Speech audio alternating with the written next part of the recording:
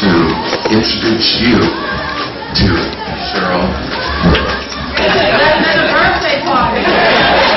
This is the most important thing that I've ever done in my entire life. Let me tell you about my life, people. Life for me ain't been no crystal saver.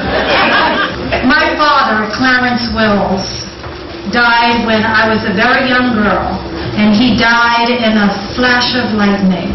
I like to say that he was stolen from us like a thief in the night. He was 38 years old, and he died in a motorcycle crash. And we didn't even see it coming. And I tell you, Die Free, a heroic family history, is a tribute to him and a tribute to my great-great-great-grandfather, Sandy Wills, who he never knew. My great-great-great-grandfather was born on a slave plantation in 1840 in Tipton County, Tennessee, a farming community that was overrun with black slaves.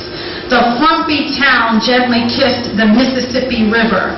In a community where the summers were dreadfully long and wistfully hot, Sandy entered this world in an unsanitary, dark and cramped shack without windows. Bloodied and soiled sheets were crumpled beneath his exhausted slave mother, a woman who history would quickly forget. Those in attendance at Sandy's birth probably welcomed his arrival with a muted joy, knowing that the child had just departed the only free world that he would ever know, the womb. Sandy's dark future had already been predetermined. He was born into a barbarous and brutal universe where he'd be forced to sing when he wanted to rest, when he'd be forced to laugh when he wanted to cry, and pray when he wanted to learn. His pregnant mother, whose name we will likely never know, may have screamed in a fit of agony not only for the excruciating and debilitating pain of childbirth. That piercing shrill that resonated throughout her body also signaled her reluctant endowment to the so-called peculiar institution known as slavery. And slave owners had a vested interest in keeping slaves ignorant and powerless. However, Sandy's entry into the United States of America was worth being recorded because he was the last among the generation of so-called colored slave children born into that wicked cycle. Now that the slaves were sort of free, Douglass said, let them fight to secure it. Douglass wrote, he who would be free, let them strike the blow. Better to die free than to live slaves.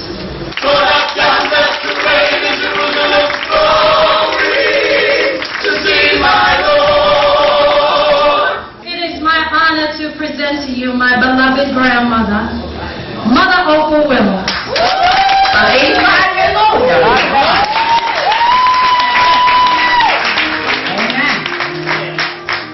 Lord, this child is talking about the truth. All right. I gotta be careful. Go ahead.